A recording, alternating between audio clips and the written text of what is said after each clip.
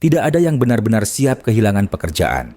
Bahkan, ketika kita tahu bahwa perusahaan sedang goyah, kabar tentang pemutusan hubungan kerja massal tetap saja terdengar seperti palu yang jatuh tiba-tiba ke atas meja makan keluarga. Sunyi, menyesakkan, dan seperti hujan deras di siang bolong, ia datang membawa rasa panik yang tidak kita persiapkan. Aku masih ingat hari itu. Pagi hari biasa, kopi yang tak sempat habis, notifikasi Zoom meeting dadakan, dan kalimat yang terdengar sopan namun tajam. "Maaf, kita harus merampingkan tim." Entah berapa detik aku membeku. Rasanya seperti tersesat di stasiun kereta yang lampunya padam. Semua orang tampak berjalan, tapi aku sendiri tak tahu kemana harus melangkah. Menghadapi PHK massal bukan sekadar soal kehilangan gaji. Ini soal identitas yang tiba-tiba goyah. Seperti tali yang selama ini kita andalkan untuk bergelantungan di dinding karier, tiba-tiba putus. Kita terjatuh. Dan sebelum sempat bangkit, kita sibuk bertanya, apa salahku? Kenapa aku? Bagaimana aku bisa mulai lagi? Waktu itu, aku merasa hidupku seperti game yang tiba-tiba di-reset paksa. Semua pencapaian, rutinitas, bahkan mimpi yang sempat kukaitkan dengan pekerjaan itu lenyap dalam satu hari.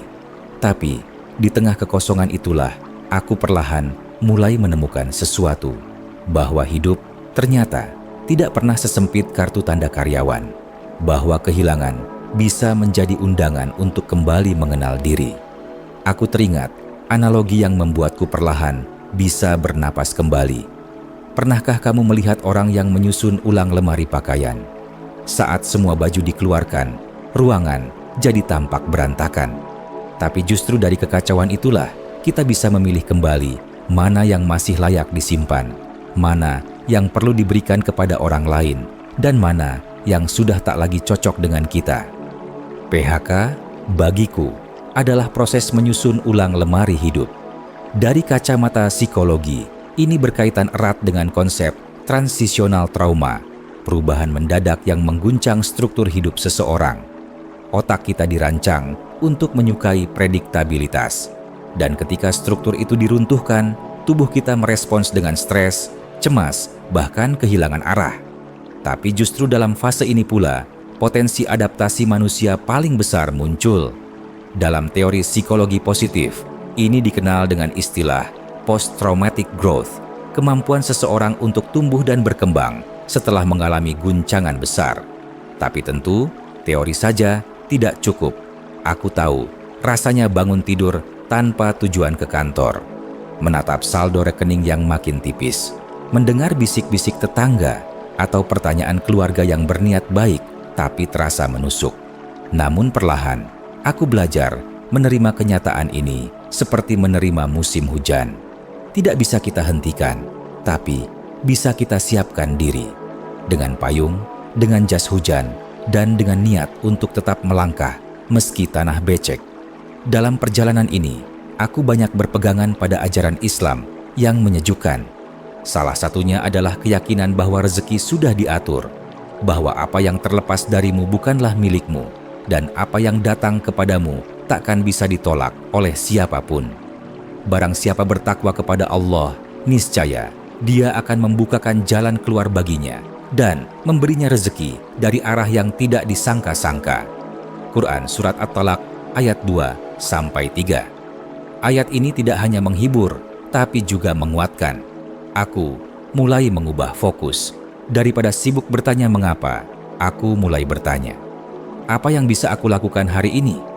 Aku mulai belajar hal-hal baru yang dulu tak sempat kusentuh karena kesibukan.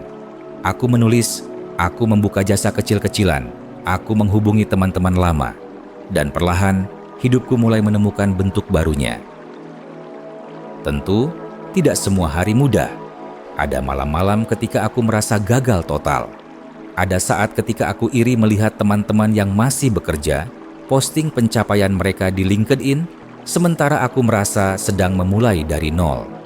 Tapi, dari sanalah aku belajar satu hal penting, bahwa nilai diriku tidak bergantung pada posisi pekerjaan, bahwa aku tetap berharga, bahkan ketika aku tidak lagi punya tanda pengenal kantor. Aku teringat pada sebuah kisah sederhana dari seorang teman. Ia dulu manajer pemasaran di perusahaan besar.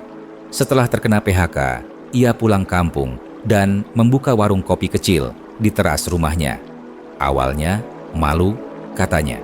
Tapi seiring waktu, ia menemukan bahwa warung kecilnya itu bukan hanya soal bisnis, tapi tentang perjumpaan.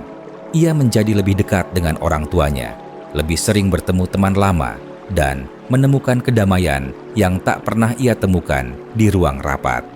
Kini, ia berkata, "Aku kehilangan gaji besar, tapi aku menemukan hidupku kembali."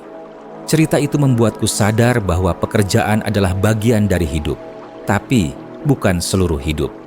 Kita boleh berduka karena kehilangan pekerjaan, tapi jangan sampai kita kehilangan diri sendiri. Karena selama kita masih bernapas, masih punya tenaga, dan masih punya iman, kita masih bisa bangkit. Ada satu analogi lagi yang membantuku bertahan.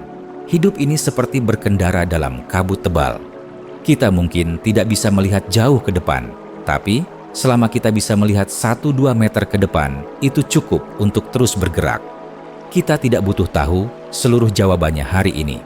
Kita hanya perlu tahu langkah kecil apa yang bisa kuambil hari ini. Dalam Islam, kita diajarkan untuk berikhtiar dan bertawakal, bekerja keras sekuat yang kita mampu, lalu menyerahkan hasilnya kepada Allah. Ini bukan tentang pasrah, tapi tentang tenang dalam usaha, bahwa kita melakukan bagian kita dan yakin Allah melakukan bagiannya.